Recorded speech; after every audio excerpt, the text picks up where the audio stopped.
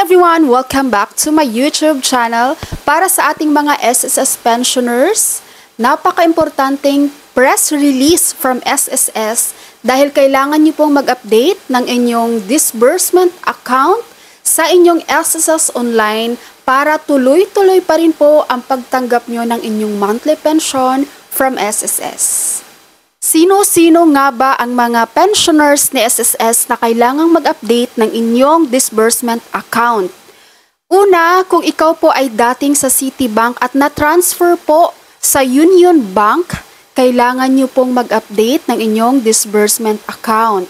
Pangalawa, kapag ikaw po ay na-transfer, nalipat ng ibang bank, kailangan nyo pong mag-update sa inyong SSS disbursement account. Paano mag-update sa inyong SSS Online?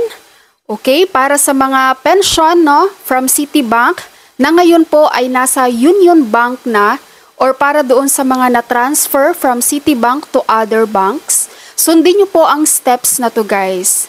Para po sa retirement and disability pensioners, mag-login kayo sa inyong SSS Online account. Make sure po meron kayong SSS Online account. Pag nakalagin na po kayo, puntahan nyo po ang e-services menu and makita nyo po ang disbursement account enrollment module or DAEM. I-click nyo po yan and i-enroll or mag-update po kayo ng inyong disbursement account details. Number 3, kapag na-enroll nyo na po ang inyong bank account or na-update nyo na po ang inyong disbursement account kay SSS, mag-fill out po kayo ng Pensioner Data Change Request or PDCR form. Paano makuha itong Pensioner Data Change Request or PDCR form? Punta lang po kayo guys sa Google or puntahan nyo na lang po mas mabilis ang kanilang FB page at ito po ang link ng PDCR form. I-click mo po yan and ito yung form na to guys. I-download nyo po ito and i-fill out nyo po ang form na ito. So number 4, kapag na-fill out nyo na po ang PDCR form, isasubmit nyo po ito guys sa SSS branch. Kasama ang inyong ID and proof of bank account. So pwede nyo pong i-xerox yung inyong proof of bank account and your ID. Ngayon po, kung wala po kayong kakayang bumisit mismo sa SSS branch para i-submit ang requirements na ito, pwede po via email. Kung paano nyo ma-check ang via email, yung pinakamalapit na SSS branch guys, doon nyo po i-email kapag hindi kayo maka-visit sa SSS branch mismo. Para makuha nyo ang email address ng SSS na malapit sa inyong lugar, puntahan nyo po ang FB account ni SSS and ito yung link SSS branch directory. Kapag clinic mo po yan, pipili ka na po dito ng region and branch.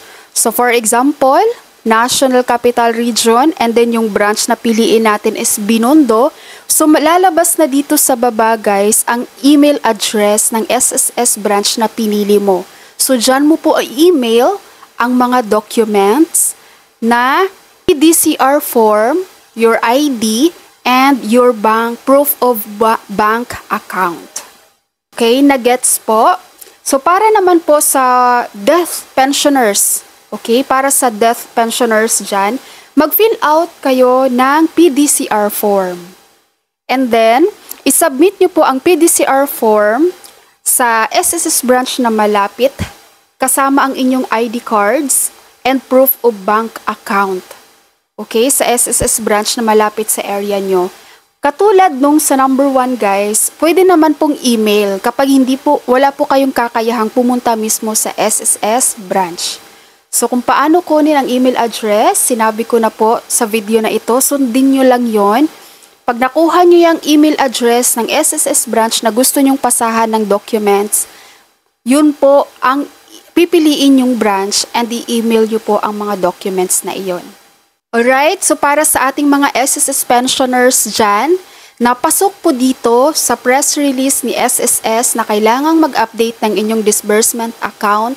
Sana po ay napaliwanag ko po sa inyo ng maayos kung paano nyo po siya gawin. Pero kung hindi nyo po naintindihan ng maayos, pwede po kayong magtanong guys, just comment below, tutulungan ko po kayo, sasagutin po natin ang inyong katanungan.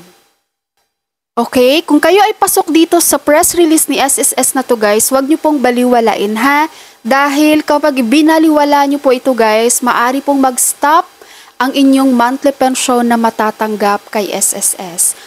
Alright, so that's all for my video for today. Thank you so much for watching everyone. God bless you all.